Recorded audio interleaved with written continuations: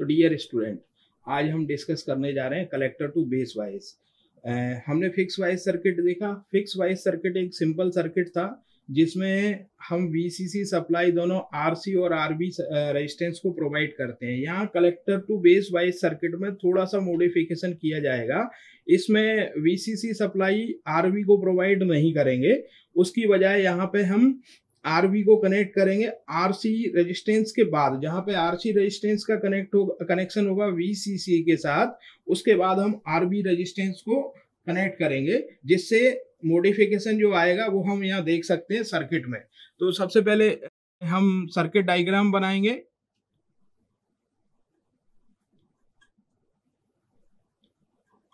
Collector to base wise मैं यहाँ पे कंप्लीट सर्किट बना रहा हूँ, एसी सर्किट और एसी सर्किट। उसके बाद जब हम एनालिसिस करेंगे तो डीसी एनालिसिस करेंगे, जिसके स्टेप्स मैं आपको बताऊंगा यहाँ डिटेल में।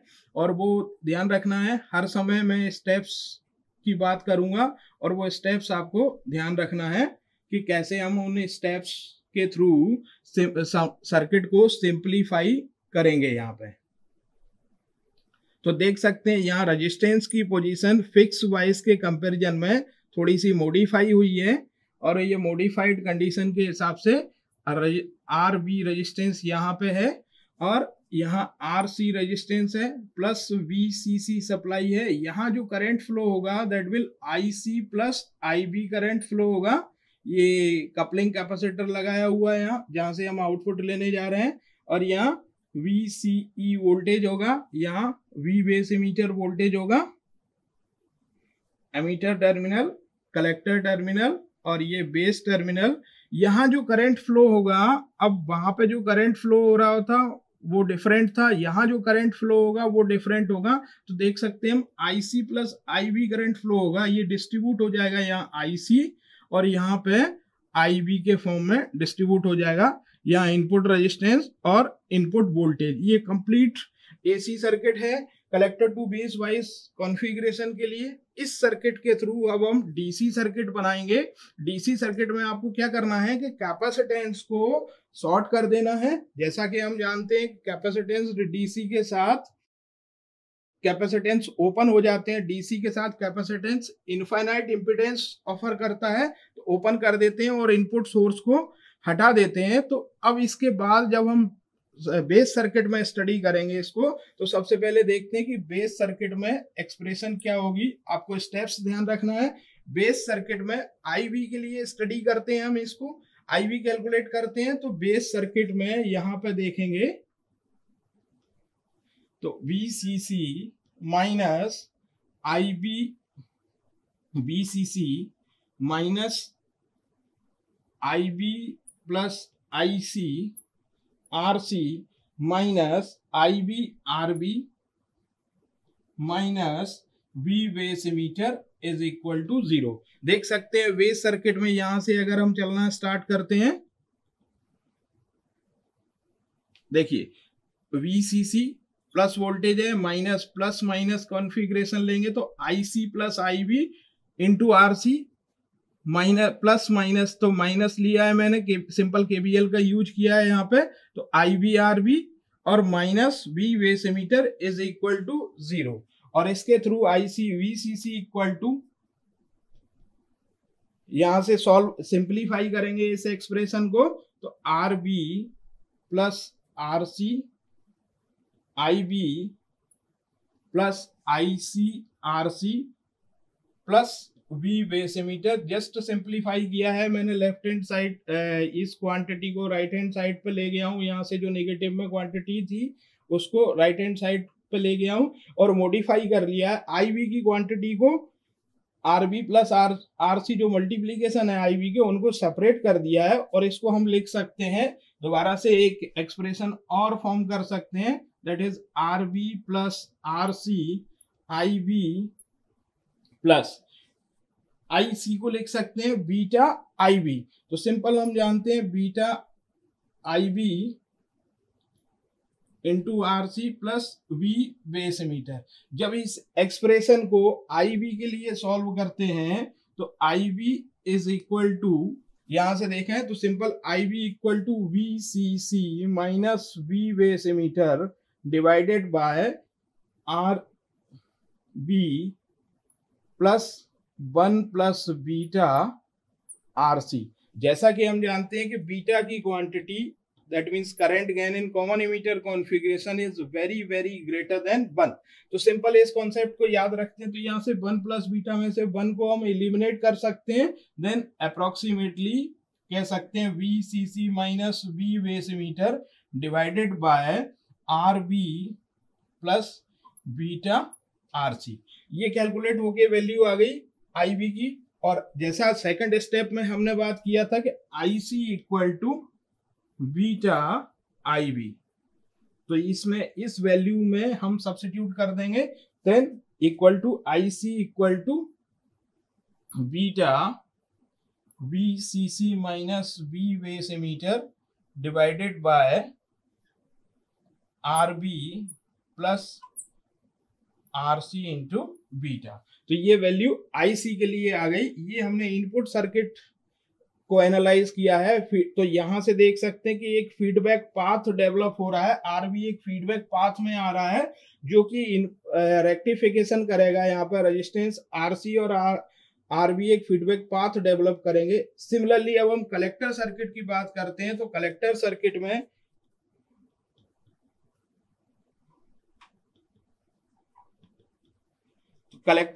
में V C C minus I C plus R B R C minus V C E is equal to 0। तो इससे जब बी सी की वैल्यू कैलकुलेट करेंगे तो V C E is equal to V C C minus I C plus I B into R C. ये expression आ जाएगी आपके सामने। सिंपली मैंने कुछ नहीं किया है, यहाँ पे ये कलेक्टर एमीटर सर्किट में केबीएल अप्लाई किया है तो VCC minus I C plus I B into R C minus VC is equal to 0। अब अगर बीटा में चेंज होता है किसी भी ट्रांजिस्टर के वेरिएशन के कारण, हर ट्रांजिस्टर जैसा कि हम जानते हैं कि सेम मैन्युफैक्चरर द्वारा मैन्युफैक्चर्ड ट्रांजिस्टर, दो ट्रांजिस्टर डिफरेंट हो सकते हैं, तो उसमें अगर चेंज होता है तो बीटा और आईसीओ के कारण चेंज अगर होता है तो आईसी इंक्रीज होता है अगर टेम्परेचर, सपोज दैट कि टेम्परेचर चेंज हो रहा है, और जैसा कि हम जानते हैं कि टेम्परेचर चेंज के साथ, टेम्परेचर अगर इंक्रीज कर रहा है तो उसके साथ आईसीबीओ इंक्रीज करता है, और आईसीबीओ इंक्रीज, आईसीबीओ और आईसीओ लिख सकते हैं हम, रिवर्स सैचुरेशन करंट इंक्रीज करता है तो आईसीओ भी चेंज होता है। तो जैसा कि हम जानते हैं कि IC equal to beta I B plus ICEO, ये रिलेशन है कॉमन इमीटर कॉन्फ़िगरेशन में।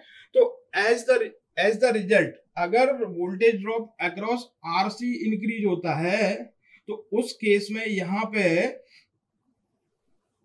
आरसी के अक्रॉस वोल्टेज ड्रॉप इंक्रीज होने के साथ साथ आईसी के जो करंट फ्लो कर रहा है सर्किट में आरबी के थ्रू वो डिक्रीज करता है, और इस तरह से एक नेगेटिव फीडबैक वर्क करता है यहाँ पे, और नेगेटिव फीडबैक के कारण सिस्टम की या सर्किट की स्टेबिलिटी बढ़ जाती है।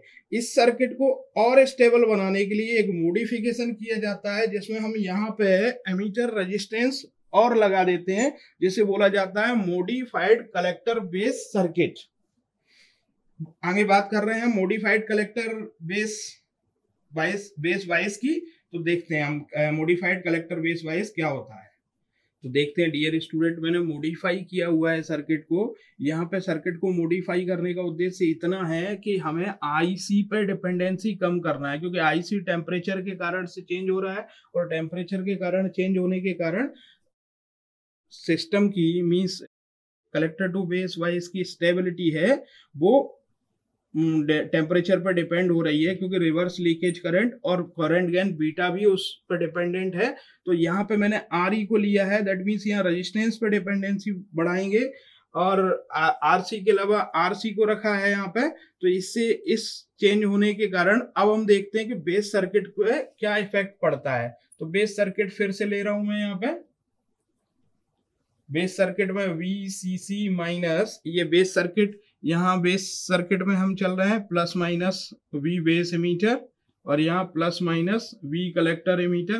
तो बेस सर्किट में देख सकते हैं VCC minus IC plus IB into RC minus IB RB minus V base emitter minus IERE। अब देखिए ये फैक्टर आ गया यहाँ पे IERE, जो कि पिछले simple collector base bias circuit में नहीं था। इस फैक्टर आने से क्या इफेक्ट पड़ेगा, तो देख सकते हैं हमें यहाँ पे VCC minus V base emitter that is equal to IC plus IB इधर गया, और जैसा हम जानते हैं IC equal to beta IB, तो ये हो गया 1 plus beta RC into IB plus IB RB, और यहाँ पे ICB हम जानते हैं कि IE equal to IC plus IB, तो ये भी 1 प्लस बीटा हो जाएगा plus 1 plus beta into RE।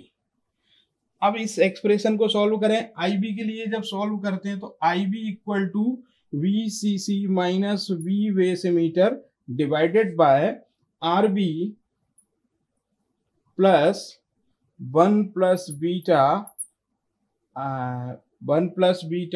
RC plus RE, दोनों रेजिस्टेंस आ गए और 1 प्लस बीटा उनके साथ कॉमन फैक्टर है। जैसा कि हम जानते हैं कि beta is very very greater than 1, तो इस एक्सप्रेशन को लिख सकते हैं IB के लिए IB equal to VCC minus V base emitter divided by RB plus beta RC plus RE। तो ये बेस करंट के लिए एक्सप्रेशन आ गई यहाँ पे। और अगर हमें कलेक्टर करंट के सेकंड स्टेप जो है हमारा, ये फर्स्ट स्टेप हो गया, सेकंड स्टेप जो है हमारा, सेकंड स्टेप में हमें क्या करना है, कलेक्टर करंट के लिए एक्सप्रेशन निकालना है दैट इज बीटा IB, और इसमें बीटा का मल्टीप्लाई करेंगे तो ये हो गया VCC minus V base emitter divided by RB plus beta RC plus RE। ये सेकंड स्टेप में एक्सप्रेशन आ गई। अब हमें थर्ड स्टेप में VCE के लिए एनालाइज करना है, तो थर्ड स्टेप हम यहां से देखते हैं, कलेक्टर सर्किट की बात करते हैं। तो कलेक्टर सर्किट में VCC minus IC plus IB RC minus VCE minus IERE is equal to 0, तो हम कह सकते हैं कि VCE equal to VCC minus IERC plus RE। ये एक्सप्रेशन आ गया है, जो कि जिससे हम VCEQ की वैल्यू फाइंड आउट कर सकते हैं। तो यहाँ IB और ICQ की वैल्यू, यहाँ पे ऑपरेटिंग पॉइंट की वैल्यू मिल जाएगा, और यहाँ पे VCEQ की वैल्यू मिल जाएगी, जो कि हमें जरूरत है यहाँ पे ऑपरेटिंग पॉइंट के लिए इस वाइसिंग के थ्रू, कलेक्टर बेस वाइस। अब हम यहाँ पे इसकी स्टेबिलिटी एनालिसिस करेंगे। तो dear student, collector base bias का अब स्टेबिलिटी फैक्टर हम कैलकुलेट करेंगे, क्योंकि ये जितना भी हमने एक्सरसाइज किया है वो सब स्टेबिलिटी एनालिसिस के लिए किया है। तो स्टेबिलिटी फैक्टर के लिए देखेंगे हम यहाँ पे एस फैक्टर के लिए।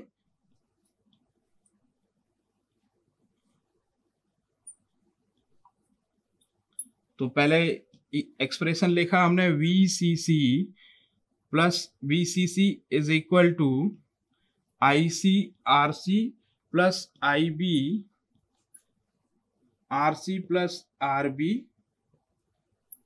Plus V base emitter. और इस एक्सप्रेशन को अब हम जानते हैं कि अगर ICBO अगर चेंज होता है, डेल्टा ICBO चेंज होता है, तो उसके कारण से IB चेंज होता है डेल्टा IB, और IC चेंज होता है डेल्टा IC से। बट यहाँ पे VCC और V बेस एमीटर पे कोई इफेक्ट नहीं है, ऐसा हम एज्यूम करके चलते हैं, और डेफिनेटली VCC पे कोई इफेक्ट नहीं है। तो यहाँ इस एक्सप्रेशन को डिफरेंशिएट करते हैं, तो VCC 0 delta IC into RC plus delta IB into RC plus RB, और V बेसिमीटर को हमने कांस्टेंट एज्यूम किया हुआ है, तो इस बेसिस पे इस एक्सप्रेशन को डिफरेंशिएट किया है। तो IC डेल्टा IC और डेल्टा IB, क्यों ये कब कंडीशन है, जब ICBO चेंज हो रहा है, that means reverse leakage current change हो रहा है। इस एक्सप्रेशन को सॉल्व करने पर delta IB upon delta IC is equal to minus RC upon RC plus RB, ये एक्सप्रेशन मिलेगी मुझे IB और IC के बीच में, जो डिफरेंशिएट होके जो एक्सप्रेशन मिल रहा उस केस में। अब हम स्टेबिलिटी फैक्टर जानते हैं कि स्टेबिलिटी फैक्टर, जो जनरलाइज स्टेबिलिटी फैक्टर हमने कैलकुलेट किया था, वो क्या था, S equal to 1 plus beta divided by 1 minus beta delta IB upon delta IC। इस वैल्यू को जो आया है कैलकुलेट करने पर हमारे पास, उसको हम इसमें सब्स्टिट्यूट कर सकते हैं। ये सिंपल कैलकुलेशन है, सिंपल वाले सर्किट के लिए है। किसके लिए, collector to base bias circuit के लिए। जब इस एक्सप्रेशन को यहाँ सब्स्टिट्यूट करते हैं तो स्टेबिलिटी फैक्टर जो आएगा 1 plus beta divided by 1 plus beta into RC upon RC plus RB, ये एक्सप्रेशन स्टेबिलिटी फैक्टर के लिए आ गई। तो हम देख सकते हैं कि RC और RB जो है नेगेटिव फीडबैक की तरह कार्य करेंगे। यहाँ पे डिपेंडेंसी RC और RB पे होगी, ना कि बेस करंट पे और डायरेक्टली कलेक्टर ICO पे डिपेंडेंसी होगी, क्योंकि ICO रिवर्स लीकेज करंट है, उस पर डिपेंडेंसी ना होके रेजिस्टेंस से इस पर डिपेंडेंसी होगी।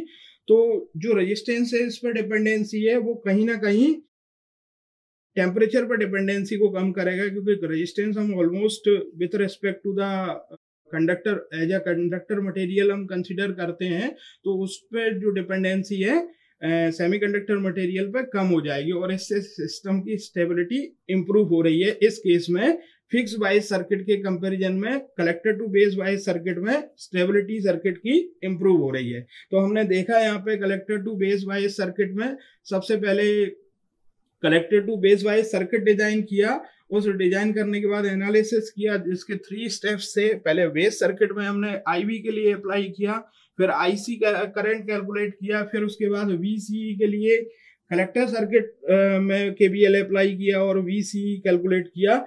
उसके बाद हमने modify collector to base bias use किया सर्किट को, उसको एनालाइज किया और after that collector to base bias circuit के लिए स्टेबिलिटी फैक्टर अप्लाई किया। और हमने देखा कि यहाँ पे एक नेगेटिव फीडबैक की तरह RC और RB का कॉम्बिनेशन नेगेटिव फीडबैक की तरह काम करता है, जिससे डिपेंडेंसी है स्टेबिलिटी फैक्टर की, वो टेम्परेचर पे या रिवर्स लीकेज करंट पे कम हुई है, यहाँ रेजिस्टेंस इस पे बढ़ी है, तो ये रेजिस्टेंस जो कि कंट्रोल्ड है, कंट्रोल कर सकते हैं और स्टेबिलिटी फैक्टर यहाँ फिक्स वाइज के कंपैरिजन में इंप्रूव होता है। Thank you.